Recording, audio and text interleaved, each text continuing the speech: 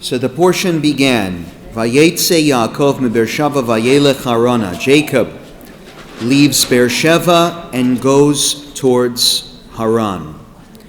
It's true that later on, the Parsha is a beautiful story about a growing family, but it begins with one of the most unsettling narratives in the whole Hebrew Bible. 20 years of unrelenting deception, manipulation, and the slow corrosion of trust. Jacob, the man who once grasped his brother's heel and later seized his blessing, now finds himself on the receiving end of a master deceiver, his uncle, Lavan the Aramean. Laban changes Jacob's wages 10 times.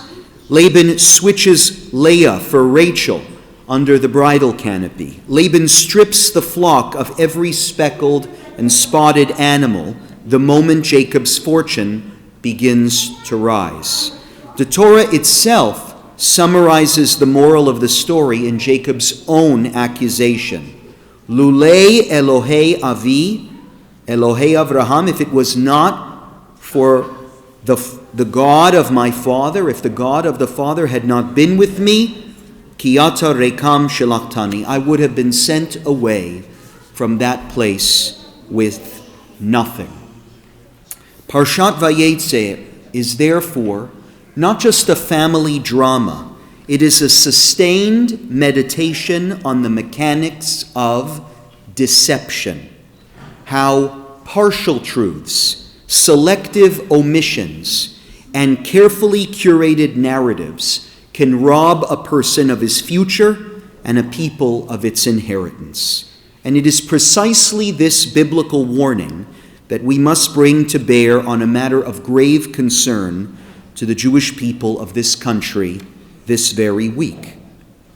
In Winnipeg stands the Canadian Museum for Human Rights, a national institution that owes its existence to the vision, generosity, and tenacity of one Jewish family, the Asper family. The late Israel, or Izzy Asper, of blessed memory, conceived of a museum that would teach the next generation of Canadians the cost of silence in the face of evil. His children, Gail and David Asper, turned that dream into stone and steel. When the museum opened, it was hailed justly as a triumph of Canadian and Jewish values. The Holocaust was given prominent and unflinching space. Indigenous suffering was acknowledged with honesty. The universal language of human dignity rang through every gallery. The founding mandate was unambiguous: to enhance the public's understanding of human rights, to promote respect for others, and to encourage reflection and dialogue. That was then. Since the election of the federal Liberal government 10 years ago, a different spirit has taken hold. Successive federal administrations have tied funding to ideological conformity. Hiring practices at the museum have increasingly prioritized diversity, equity, and inclusion credentials over scholarly impartiality. The museum has been plagued with internal scandals, documented systemic racism, and censorship of minority voices within the museum itself, which have all eroded public trust. And now, this coming June, the museum intends to open an exhibit entitled Palestine Uprooted, Nakba, Past and Present. On its face, who could object? Human suffering demands witness, and we should be clear: the suffering of Palestinians in 1948 is real and deserves remembrance. No decent person denies that hundreds of thousands of Arabs became refugees in the crucible of war. But a National Museum of Human Rights that installs a provocative exhibit on only one side of that war, while systematically excluding the content that made the war unavoidable, is engaged in the very deception against which our Parsha warns. There is no mention in the announced exhibit of the Arab League's declared intention to annihilate the Jewish population of Mandatory Palestine.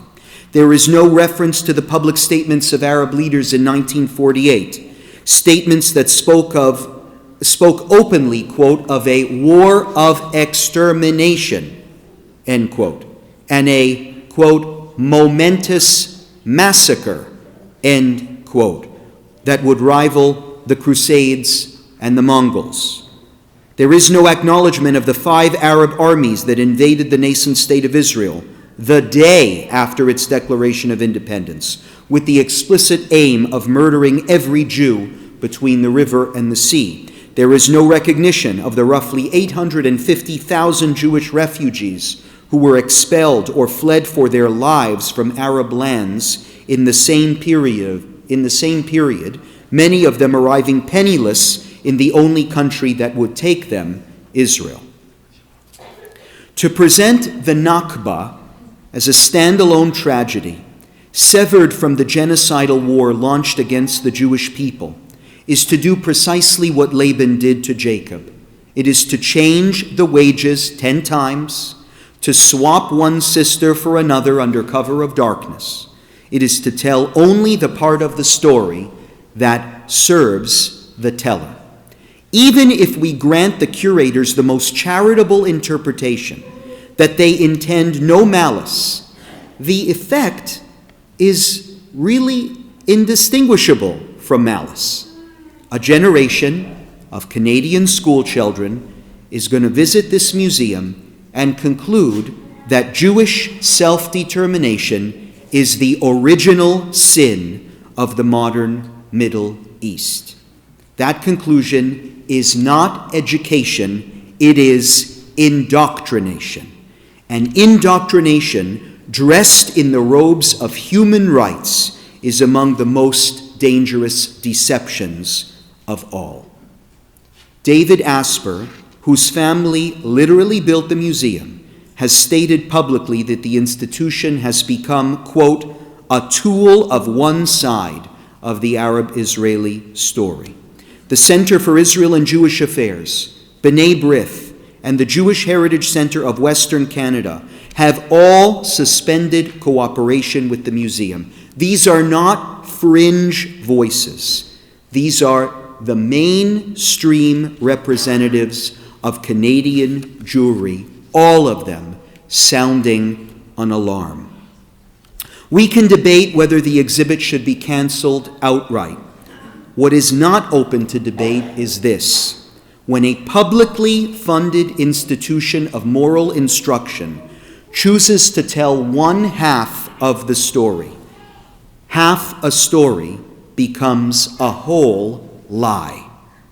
And lies, the Torah teaches us this morning, do not merely mislead, they dispossess. They sent Jacob away empty-handed for 20 years. They can send an entire people into exile from the truth itself. The Parsha does not end in despair. Jacob does not remain forever in Laban's house. He hears the voice of God, Kum tseh min haaretz hazot, get up and get away from this land. With courage, with cunning turned now to righteousness, with faith in the God who sees through every veil, Jacob gathers his household and quickly departs. I'm not suggesting we all run away, but we certainly ought to rise. Rise and demand of the Canadian Museum for Human Rights the same standard it demands of every other tragedy it memorializes: context, balance, and truth. We must insist that any exhibit on 1948 include the Jewish refugees, the genocidal declarations, and the miraculous survival of a people that refused to die. We must remind our fellow Canadians that human rights is not a circle, it is not a hierarchy, and that the moment one people's story is elevated by diminishing another's, the entire edifice of rights collapses. And here the issue transcends the walls of one museum in Winnipeg and speaks to the health of the entire Canadian project. The story of Jacob and Laban is a warning not just about personal betrayal, but about the betrayal of a shared social contract. Today, what worries us most about Canada is not just a misleading exhibit, but the growing national impulse to divide the world into victims and perpetrators, oppressors and oppressed, in a zero-sum game of rights and recognition. We see this not only in the Middle East debate, but in how we approach the issues of language, resource allocation, and historical memory. The moment we allow the narratives of different groups, Indigenous, Francophone, Anglophone, Jewish, Muslim, or any other, to be selectively weaponized against another, we become Laban's household, a place where trust is corroded, wages are changed, and people are set against their own kin. We must reject the politics of pitting one group against another, because a nation that is built on that foundation is a nation built on sand. The promise given to Jacob at the beginning of our Parsha remains in force. V'hinei anochi imach, ushmarticha bechol asher telech. Behold, Jacob, I am with you, and I will guard you wherever you go. That divine promise is not contingent upon the fairness of museums or the honesty of governments, nor is it dependent on winning a political argument. It is the bedrock beneath every deception, the ladder that reaches from earth to heaven, even when the night is darkest. May the one who turned Jacob's empty-handed fight into the founding of a nation do the same for us. May he turn our protest into protection, our outrage into resolve, and our temporary exile from certain Canadian institutions and the current culture of antagonism into a deeper return to the truth that makes us free and the unity that makes us a nation. Shabbat Shalom.